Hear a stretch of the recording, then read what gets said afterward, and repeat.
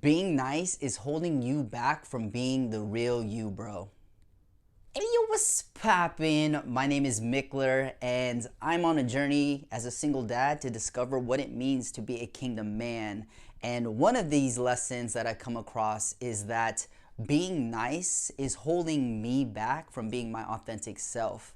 And even if you look at the life of Jesus, there was times where he rebuked and he did things that were quite unorthodox or were quite things that looked like they weren't nice, such as whipping and flipping them tables at the synagogue, right?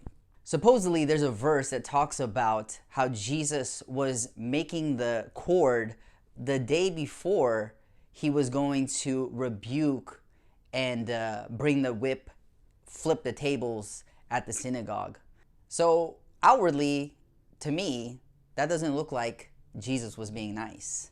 And with that, being nice was holding me back because I was taking into consideration everyone else's feelings, thoughts, besides my own. I ended up buying this book called Not Nice. Stop people pleasing, staying silent and feeling guilty, and start speaking up, saying no, asking boldly, and unapologetically being yourself. To be honest, I didn't get too far in this book, but I believe it's because I just took action on some of the things that I learned. So if you look at your life growing up, whether it was your parents or teachers or just society in general, you're taught to be nice wherever you go. So I love what the author says in providing a scenario about what nice being looks like. And he says, let's say you and I were heading to a dinner party together. You were my guest and you didn't know anyone else who was going to be there. As we were driving to the party, just as we pulled towards the house, imagine I turned to you and said, hey, when we get in there, be nice, okay? What would that mean to you? How would it change your behavior? Perhaps you'd greet everyone with a smile or try to be warm and enthusiastic. Maybe you'd appear to be interested in what people were saying, grin, and nod a lot. Maybe you'd laugh at the jokes and remarks people made, even if you didn't get them.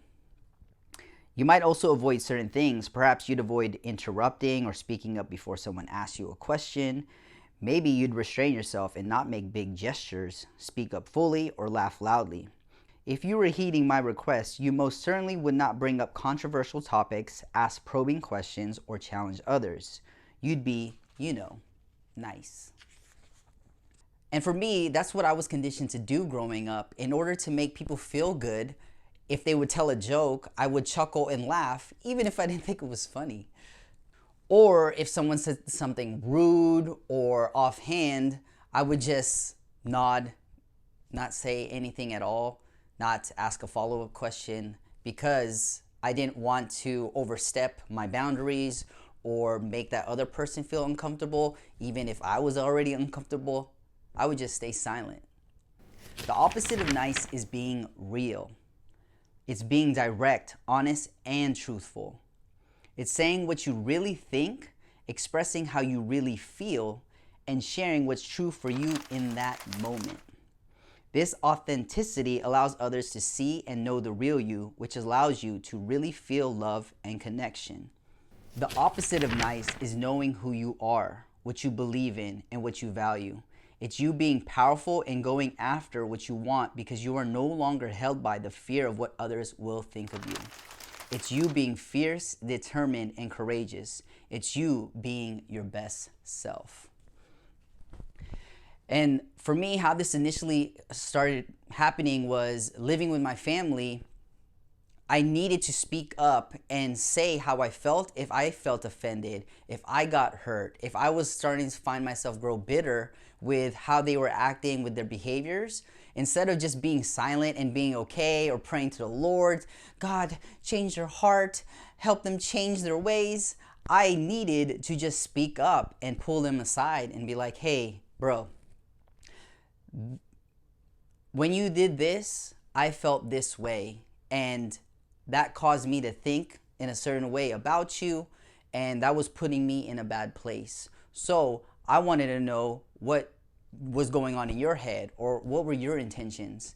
And just being direct and opening a space for me to hear what the other person had to say and explain themselves allowed me to become more free, because instead of biting my tongue and not rocking the boat, or being afraid of making someone else blood boil because I am confronting someone, or just embracing that discomfort, it allowed both of us as individuals to grow on our walk and in our journey and in our relationship. So even after, it caused us to, hey, say, I choose you, and despite what happened in that situation, this is what was going on in my heart and mind.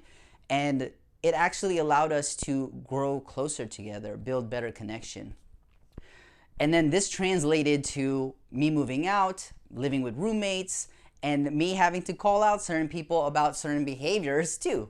And this is why I believe living with roommates is super beneficial for an individual who is trying to learn what it looks like to be a man, because now you're no longer with your parents who take care of everything for you. You are on this journey alone to figure out and fend for yourself, in a sense. But with that, you're going to be with other people who have different mannerisms, who have different habits, behaviors, who have different things, who do different things than you would agree with or how you would operate.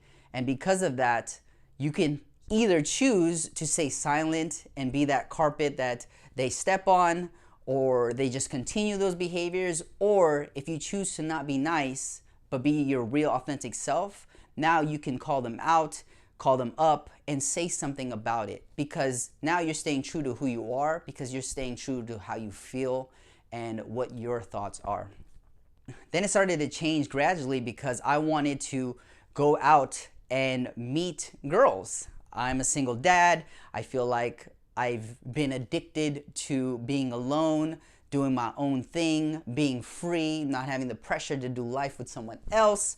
But I since repented of that, because I do see the importance of marriage, of being with someone, as that helpmate will be a multiplier in my life and help me propel me even more so in my destiny and my purpose.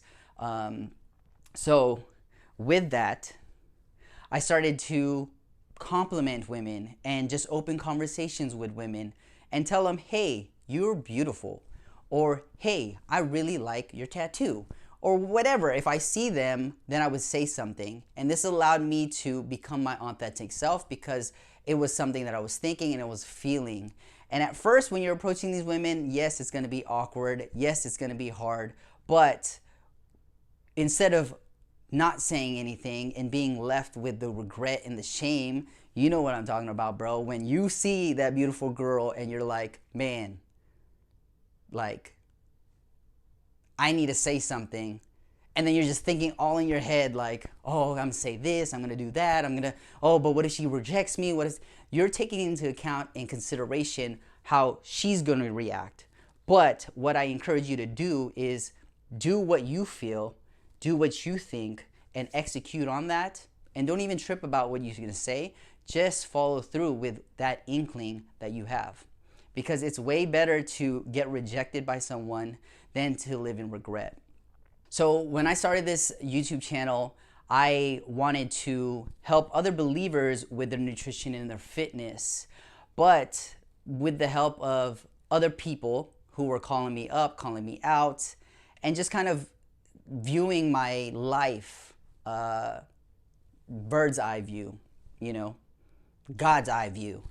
I realized that I, as an individual, am more than weight loss. I, as an individual, as a coach, there's more lessons that I can teach, more lessons that I can learn, more experiences that I can talk about than just weight loss or nutrition or fitness. And this has led me to be on the journey of figuring out what it means to be a kingdom man. So on this channel, I'm going to be talking about a plethora of things, like, how do I get along with my son's mom? How do I get along with my son's dad? How do I budget as a single dad? Wait, did I say, how do I get along with my son's dad? I meant, how do I get along with my son's stepdad? Because obviously, I'm his dad. Oh, man. But I could offer more value by being my authentic self and just sharing my opinion and sharing my experience and sharing my lessons with you. Yeah, so if you're a single dad who is trying to learn what it means to be a kingdom man, or you don't even have to be a single dad, bro, but if that is something of interest of you, then I would love for you to join me on this journey of discovering what it means to be a man. What does the Bible, what does God say about manhood? And as I walk it out, I would love to chat with you. So send me a DM on Instagram at McHolistic. Subscribe to the channel for more videos like this. And I look forward to walking this journey with you.